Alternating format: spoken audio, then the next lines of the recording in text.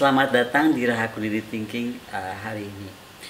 Saya kali ini mau membahas tentang Pancasila karena beberapa hari yang lalu saya diminta Kang Yudi Latif membahas buku terbarunya. Ada yang mau saya angkat di sini tentang buku itu yang tiba-tiba mengingatkan kita bahwa Pancasila itu harusnya menjadi bintang penuntun yang dinamis bagi bangsa ini untuk menghadapi dinamika sosial dan global. Saya rasa itu adalah peringatan yang baik dari Kang Yudi Latif. Karena kalau saya tiba-tiba berpikir tentang Pancasila itu bisa nggak sih menjadi working ideology? Pancasila itu bisa nggak kah diturunkan menjadi suatu nilai yang bisa diterapkan menjadi hal-hal yang real gitu. Contohnya begini, dunia ini sekarang terbagi kalau kita mau bagi the north atau the rich north, kemudian ada pembagiannya the poor south. Jadi di bagian atas itu semua kaya, yang di bagian utara, sementara di bumi bagian selatan itu dianggap miskin. Pernah sadarkah gitu loh bahwa misalnya populasi the north itu hanya 1,69 miliar. Tapi ekonominya itu mencakup 90% dunia. Kemudian dia itu mengendalikan 80% total pendapatan dunia. Belum lagi juga mereka anggota G8 dan kemudian 4 anggota tetap Dewan Keamanan.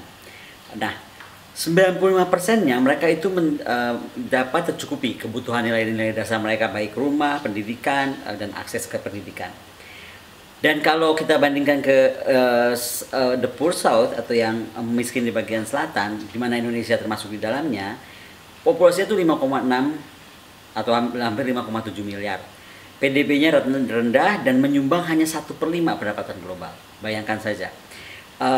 Kita padahal menempati 3/4 posisi penduduk dunia dan 5%-nya saja yang hanya bisa mengakses ke kebutuhan dasar. Semuanya hampir bergantung kepada impor dari utara. Pertanyaan saya cuma begini, kalau memang Pancasila itu adalah working ideology yang harus diturunkan dari level filosofis menjadi teknis, kenapa kita nggak bisa berubah seperti sekarang? Misalnya kalau kita lihat pembagian petanya di bagian rich north, Anda bayangkan Australia, Jepang, Taiwan, itu udah bisa masuk ke negara, termasuk Korea, sudah masuk ke the rich north gitu. Padahal mereka ada di the poor south. Nah, pertanyaan saya kenapa kita nggak bisa ke sana? Apa yang membuat kita dengan Pancasila, dengan nilai-nilai yang kita anut itu tidak bisa ke sana? Saya rasa juga mungkin yang kedua, saya cuman wondering aja kenapa sekarang tiba-tiba misalnya Pancasila itu mau diundang-undangkan. Perlukah itu gitu loh. Menurut saya kalau Pancasila diundang-undangkan itu agak membingungkan ya, karena dia tuh kan nilai bangsa yang kemudian menjadi norma fundamental negara, kemudian dia juga mendahului perumusan konstitusi, dan itu artinya dia di atas hukum gitu menurut saya. Sekarang bagaimana sebenarnya kita harus menurunkan Pancasila itu menjadi sebuah penentu bagaimana menggariskan fungsi negara dan juga kemampuan negara. Itu kenapa saya kaitkan kepada tadi the rich north dan the south poor country itu. Karena kalau memang dia bisa menjadi working ideology, harusnya betul-betul bisa menjadi sesuatu yang mendorong kita menjadi bangsa hebat. Seperti tadi saya bilang, yang di bagian selatan tapi sudah terangkat derajatnya ke bagian utara gitu. Nah, kapankah itu akan tercapai dan bagaimanakah itu akan tercapai? Saya kira jawabannya sederhana saja, bahwa mungkin kita sudah waktunya berhenti mempertentangkannya gitu.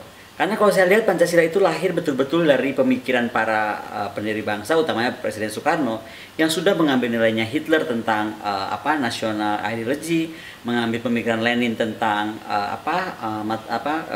sejarah materialistik dan lain-lain, Ibn Saud yang berdasarkan agama, kemudian bagaimana Tenokodo Seishinnya Jepang, juga kalau nggak salah Bung Karno itu meniru juga tentang Sun Yat-sen dengan Sanminchi-nya tentang nasionalisme, demokrasi dan sosialisme.